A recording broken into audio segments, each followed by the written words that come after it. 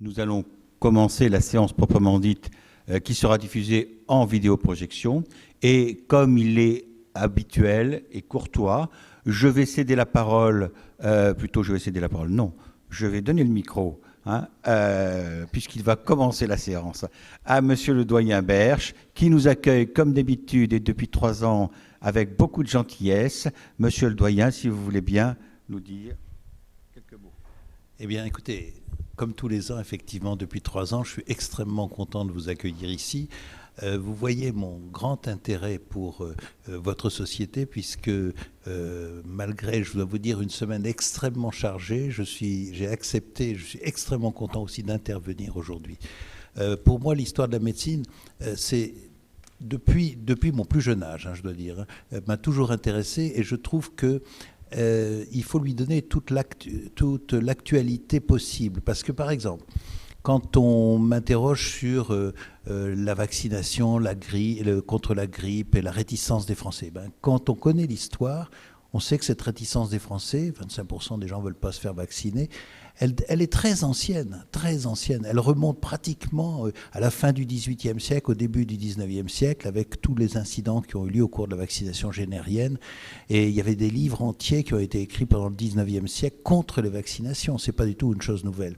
Donc j'ai organisé un optionnel d'histoire de la médecine pour les étudiants en médecine, que je fais moi-même.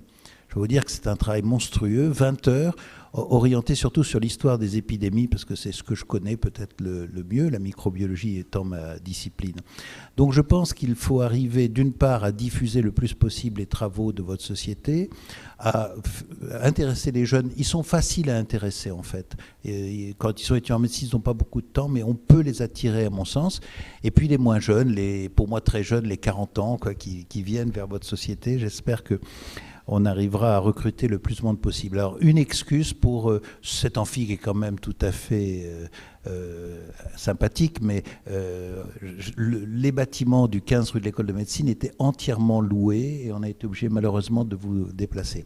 Alors cet amphi, c'est nous qui l'avons, on lui a donné le nom d'un doyen de Luton, je ne sais plus le prénom de Luton, que j'ai bien que Jean-Pierre Luton.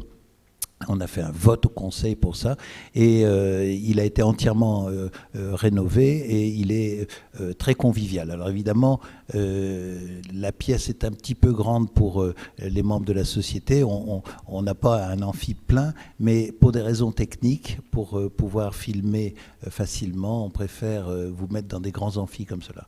Donc bienvenue à tous et je redonne la parole, ou le micro plutôt. Merci, monsieur le doyen. Alors, moi, je vais simplement me permettre, en votre nom à tous, de remercier une fois de plus monsieur le doyen, car c'est finalement la 3e année consécutive que nous pouvons réaliser des séances en vidéo qui sont diffusées sur Internet, ce qui n'est pas une mince affaire, et ce qui est très intéressant, n'est-ce pas, pour la diffusion de notre société et des travaux de notre société, justement, sur Internet, autrement dit, au niveau international. Les vidéos des 2 séances précédentes, comme vous le savez, se trouvent toujours sur le site de notre société. Alors, rappelez-vous, le site a changé, mais notre secrétaire général, Philippe Albou, vous le donne systématiquement. Maintenant, c'est Paris Descartes, FR, SFHM et c'est BUI Santé. Bon, enfin bref, voilà, de toute façon, vous avez des possibilités en tapant directement sur Google, comme pour être très pratique, SFHM, automatiquement vous allez retomber sur le bon site. Voilà.